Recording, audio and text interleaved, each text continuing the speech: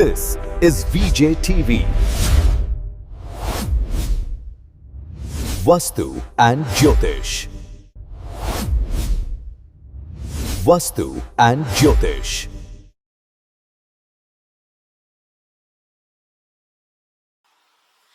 ಎಲ್ರಿಗೂ ನಮಸ್ಕಾರ. ನಾನು ವೀಣಾ ಕುಲಕರ್ಣಿ.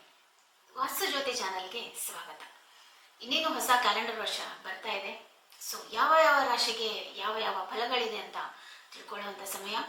ಖ್ಯಾತ ಜ್ಯೋತಿಷಿಗಳು ಮತ್ತು ಖ್ಯಾತ ವಾಸ್ತುತಜ್ಞರಾದಂತಹ ಬಾಲಸುಬ್ರಹ್ಮಣ್ಯ ಗುರುಗಳು ಇವತ್ತು ನಮ್ಮ ಜೊತೆ ಇದ್ದಾರೆ. ಆ ಗುರುಗಳ ಕಾರ್ಯಕ್ರಮಕ್ಕೆ ಸ್ವಾಗತ. ಓಂ ಗುರುಭ್ಯೋ ನಮಃ ಹರಿ ಓಂ. ನಮಸ್ಕಾರ ಗುರುಗಳೇ, ಇನ್ನೇನು ಹೊಸ ವರ್ಷ 2026 ಆಗಮಿಸ್ತಾ ಇದೆ.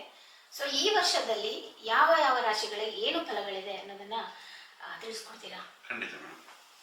ಗುರುಗಳೇ, ಕರ್ಕ ರಾಶಿಯವರಿಗೆ ಮುಂಬರುವ ವರ್ಷದಲ್ಲಿ ಏನು ಫಲಗಳಿದೆ ತಿಳಿಸ್ಕೊಡ್ತೀರಾ? ನೋಡಿ, ಕರ್ಕ ರಾಶಿಯವರಿಗೆ ಈಗ ಗುರು 12ನೇ ಮನೆ ಸಂಚಾರ ಮಾಡ್ತಾ ಇರೋದ್ರಿಂದ ಜೂನ್ ತನಕ, ನಂತರ ನಿಮಗೆ ಜನ್ಮಕ್ಕೆ ಉಚ್ಚ ಸ್ಥಿತಿಗೆ ಗುರು ಸಂಚಾರ ಮಾಡುತ್ತೆ. ಹಾಗಾಗಿ ವ್ಯಯಸ್ಥಾನದಿಂದ ಜನ್ಮಕ್ಕೆ ಬಂತು. ಈಗ ನಿಮ್ಗೆ ಏನಾಗುತ್ತೆ, ಕಳ್ಕೊಳೋದೇನು ಇರಲ್ಲ. ಇನ್ನ ಜೂನ್ ನಂತರ ನಿಮಗೆ ಕನ್ಫ್ಯೂಷನ್ ಅಂದ್ರೆ ಅತಂತ್ರ ಸ್ಥಿತಿಗೆ, ಅಂದ್ರೆ ನಿಮ್ಗೆ ಕಳ್ಕೊಳೋದಿಲ್ಲ ಅಂದ್ರೂ ಮುಂದೇನ್ ಮಾಡ್ಬೇಕು ಅನ್ನೋ ಒಂದು ದ್ವಂದ್ವದಲ್ಲಿರ್ತೀರ. ಅದು ಜನ್ಮದ ಗುರುದ ಒಂದು ಜನ್ಮಕ್ಕೆ ಗುರು ಬಂದಾಗ ಕೊಡುವಂತ ಫಲಗಳು. ಈಗ ನಮ್ಗೆ ಕರ್ಕಟ ರಾಶಿಯಲ್ಲಿ ನೋಡಿ, ಪುನರ್ವಸು, ಪುಷ್ಯ, ಆಶ್ಲೇಷ ಈ ನಕ್ಷತ್ರಗಳಲ್ಲಿ ಜನನ ಆಗಿರುತ್ತೆ. ಪುನರ್ವಸು ಅಂದ್ರೆ ಗುರು ನಕ್ಷತ್ರದಲ್ಲಿ ಜನನ ಆಗಿರುತ್ತೆ. ಸೊ ಹಾಗಾಗಿ ಅದು ಕೊನೆ ಪಾದ ಆಗಿರೋದ್ರಿಂದ ನಮ್ಗೆ ಅಲ್ಲಿ 5 ವರ್ಷ 3 ವರ್ಷ ಈ ತರ ಜನನ ಕಾಲದಲ್ಲಿ ಕಳೆದೋಗಿರುತ್ತೆ ಪುನರ್ವಸು. ನಂತರ ಪುಷ್ಯ ಅಂದ್ರೆ ಶನಿ ದಶೆಯಲ್ಲಿ ವಿದ್ಯಾಭ್ಯಾಸ ನಡೆದಿರುತ್ತೆ. ನಂತರ ಬುಧ ದಶೆ, ಕೇತು ದಶೆ ಅಥವಾ ರವಿ, ಚಂದ್ರ ಈ ದಶೆಗಳಲ್ಲಿ ಕೆಲಸ ಮಾಡ್ತಾ ಇರ್ತಾರೆ. ನಂತರ ನಾವು ತಗೊಂಡಾಗ ಪುಷ್ಯ ನಕ್ಷತ್ರ, ಇದು ಶನಿ ನಕ್ಷತ್ರ ಆಗಿರೋದ್ರಿಂದ ಶನಿ ದಶೆಯಲ್ಲಿ ಜನನ ಆಗಿರುತ್ತೆ. ನಂತರ ಶನಿ ದಶೆಯಲ್ಲಿ ವಿದ್ಯಾಭ್ಯಾಸ ಅಥವಾ ನಿಮ್ಗೆ ಬುಧ ದಶೆಯಲ್ಲಿ ವಿದ್ಯಾಭ್ಯಾಸ ಮಾಡ್ತಾ ಇರ್ತಾರೆ. ನಂತರ ನಮ್ಗೆ ಕೇತು, ಶುಕ್ರ, ರವಿ, ಚಂದ್ರ ಈ ದಶೆಗಳಲ್ಲಿ ಕೆಲಸ ಮಾಡ್ತಾ ಇರ್ತಾರೆ. ನಂತರ ಬಂದಾಗ ಕೊನೆಯದಾಗಿ ಆಶ್ಲೇಷ ನಕ್ಷತ್ರ ಬರುತ್ತೆ. ಕರ್ಕರಾಶಿಯಲ್ಲಿ ಆಶ್ಲೇಷ ನಕ್ಷತ್ರ ಅಂದ್ರೆ ಬುಧನ ನಕ್ಷತ್ರ ಆಗುತ್ತೆ. ಸೊ ಬುಧ ನಕ್ಷತ್ರದಲ್ಲಿ ಜನನ ಆಗಿರುತ್ತೆ, ಬುಧ ದಶೆಯಲ್ಲಿ ಜನನ. ನಂತರ ಎಜುಕೇಶನ್ ಬುಧ ದಶೆನೇ ಆಗಿರ್ಬೋದು ಅಥವಾ ಕೇತು, ಶುಕ್ರ ಈ ದಶೆಗಳಲ್ಲಿ ವಿದ್ಯಾಭ್ಯಾಸ ನಡೀತಿರುತ್ತೆ.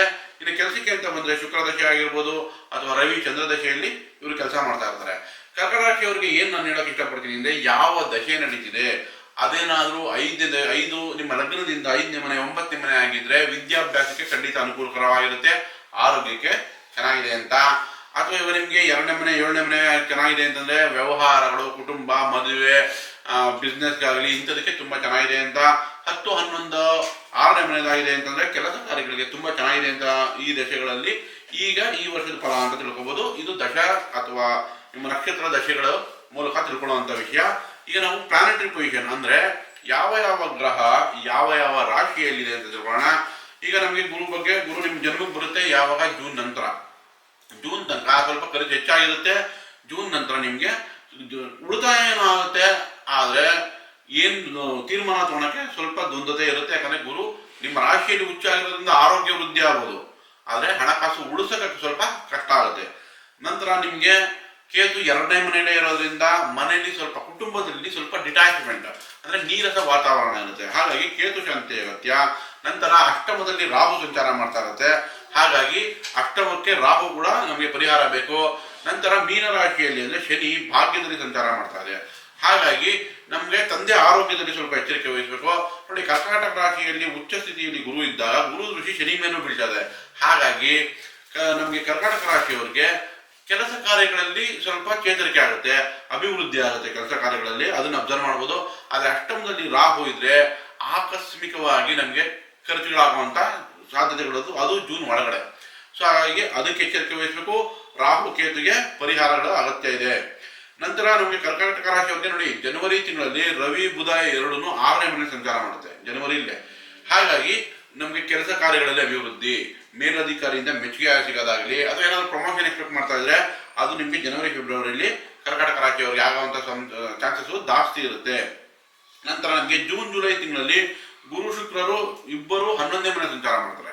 ಹಾಗಾಗಿ ನಿಮ್ಗೆ ವಾಹನದಿಂದ ಲಾಭ ಅಥವಾ ಫ್ಲಾಟ್ ಖರೀದಿ, ಮನೆ ಖರೀದಿ ಮಾಡೋಂಗಿದ್ರೆ ಅದಕ್ಕೆ ಖಂಡಿತ ಅನುಕೂಲಗಳಾಗುತ್ತೆ. ಅಥವಾ ಹೊಸ ಕೆಲಸ ಹುಡುಕ್ತಾ ಇದ್ರೆ ಕರ್ನಾಟಕ ರಾಜ್ಯವರು ಅಂದ್ರೆ ಅದು ಕೂಡ ಖಂಡಿತ ಅನುಕೂಲಕರ ವಾತಾವರಣ ಸೃಷ್ಟಿ ಆಗುತ್ತೆ. ನಂತರ ನಮ್ಗೆ ಮಾರ್ಚ್ ಮತ್ತೆ ಫೆಬ್ರವರಿ ಆಗ ನೋಡಿ ಗುರು 8ನೇ ಮನೆಯಲ್ಲಿ ಬುಧ ಶುಕ್ರರು ಇಬ್ರು ಬರ್ತಾರೆ. 8ನೇ ಮನೆಯಲ್ಲಿ ಬುಧ ಶುಕ್ರರ ಸಂಚಾರದಲ್ಲಿ ನಿಮ್ಗೆ ವಿದ್ಯಾಭ್ಯಾಸಕ್ಕೆ ಅನುಕೂಲಗಳಾಗೋದು ಅಥವಾ ನಿಮ್ಗೆ ಆಕಸ್ಮಿಕ ಶುಭ ಸುದ್ದಿ ಏನಾದ್ರೂ. ಇನ್ನು 8ನೇ ಮನೆಯಲ್ಲಿ ನಮ್ಗೆ ಬುಧ ಶುಕ್ರರು ಎರಡೇ ಪಾಸಿಟಿವ್ ರಿಸಲ್ಟ್ ಕೊಡೋದು. ಇನ್ನು ಮಿಕ್ಕ ಗ್ರಹಗಳು 8ರಲ್ಲಿ ನಮ್ಗೆ ಪೇನ್ ಅಂದ್ರೆ ನೋವು ಕೊಟ್ಟರು ಬುಧ ಶುಕ್ರರು ಅಷ್ಟಮದಲ್ಲಿ ಅನುಕೂಲನೇ ಮಾಡ್ಕೊಡ್ತಾರೆ. ಸೊ ಇದು 2026 ಕರ್ನಾಟಕದಲ್ಲಿ ನಾವು ಎಕ್ಸ್ಪೆಕ್ಟ್ ಮಾಡುವಂತ ಫಲಗಳು.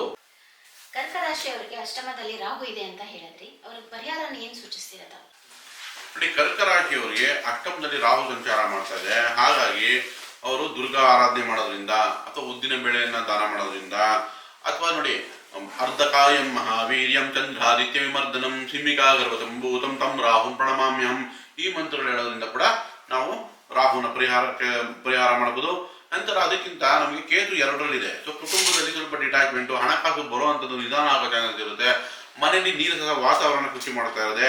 ಹಾಗಾಗಿ ಕೇತುಗೋಸ್ಕರ ಗಣೇಶನ ಆರಾಧನೆ ಮಾಡೋದು, ಗಣೇಶನ ಅಷ್ಟೋತ್ತರಗಳು ಹೇಳೋದು.